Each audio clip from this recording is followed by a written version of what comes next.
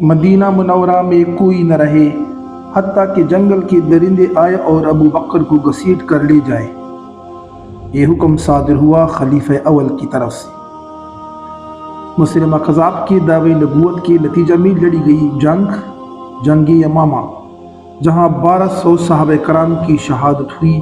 ان میں 600 صحابہ کرام ایسی بھی تھے جو کامل حافظ قرآن تھے، اور اس جنگ میں 27,000 کفار واصل جہنم ہوئے اور اس فتنے کو مکمل مٹا ڈالا۔ خلیفہ اول سیدنا ابو بکر صدیق رضی اللہ تعالی عنہ خطبہ دے رہے تھے، لوگوں مدینہ میں کوئی مرد نہ رہے، اہل بدر ہوں یا اہل احد، سب یمامہ کا رخ کرو۔ بیکھتی آنکھوں سے وہ دوبارہ بولے، مدینہ میں کوئی نہ رہے حتیٰ کہ جنگل کے درندے آئے اور ابو بکر کو گھسیٹ کر لے جائے۔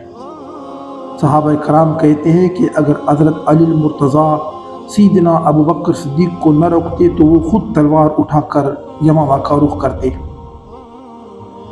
13,000 کے مقابلے میں بنو حنفیہ کے 70,000 جنگجو اسلحہ سے لیس کھڑے تھے۔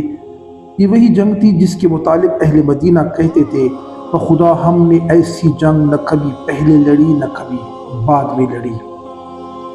اس سے پہلے جتنی جنگیں ہوئی، بدر، احد، خندق، خیبر، موتا وغیرہ، صرف 259 صحابہ کرام شہید ہوئے تھے۔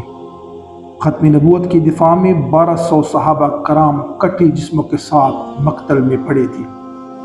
اے قوم، تمہیں پھر بھی ختم نبوت کی اہمیت معلوم نہ ہوئی۔ انصار کا وہ سردار ثابت ابن قیس، ہاں وہی جس کی بہادری کے قصے عرب و عجم میں مشہور تھے، اس کی زبان سے جملہ ادا ہوا، اے اللہ جس کی یہ عبادت کرتے ہیں میں اس سے برات کا اظہار کرتا ہوں۔ چشم فلک نے وہ منظر بھی دیکھا جب وہ اکیلا ہزاروں کے لشکر میں گھس گیا اور اس وقت تک لڑتا رہا جب تک اس کے جسم پر کوئی ایسی جگہ نہ بچی جہاں شمشیر و سنا کا زخم نہ لگا ہو۔ عمر بن خطاب رضی اللہ تعالی عنہ کا لاڈلا بھائی، ہاں وہی زید ابن خطاب جو اسلام لانے میں صف اول میں شامل تھے، انہوں نے مسلمانوں میں آخری خطبہ دیا، واللہ میں آج کے دن اس وقت تک کسی سے بات نہیں کروں گا جب تک کہ انہیں شکست نہ دے دوں یا خود شہید نہ ہو جاؤں۔ اے قوم، تمہیں پھر بھی ختم نبوت کی اہمیت معلوم نہ ہوئی۔ وہ بنو حنفیہ کا باغ حدیقۃ الرحمن جس میں اتنا خون بہا کہ اسے حدیقۃ الموت کہا جانے لگا، وہ ایسا باغ تھا جس کی دیواریں مثل قلعہ کی تھی۔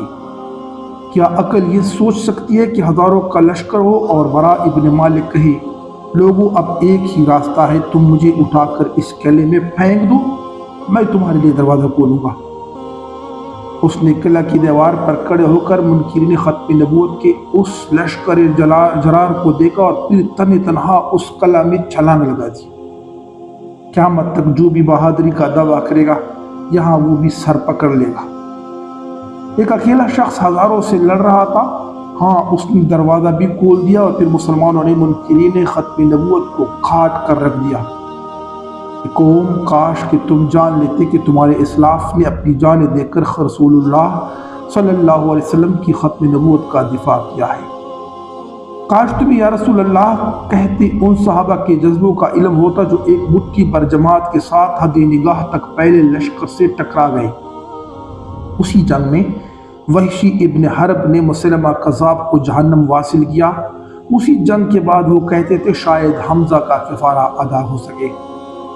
تب کہ مسلمانوں نے اپنا سب کچھ ختم نبوت پر قربان کر دیا اور خلیفہ اول امیر المومنین حضرت سیدنا ابو بکر صدیق اکیلے مدینہ منورہ میں رہے۔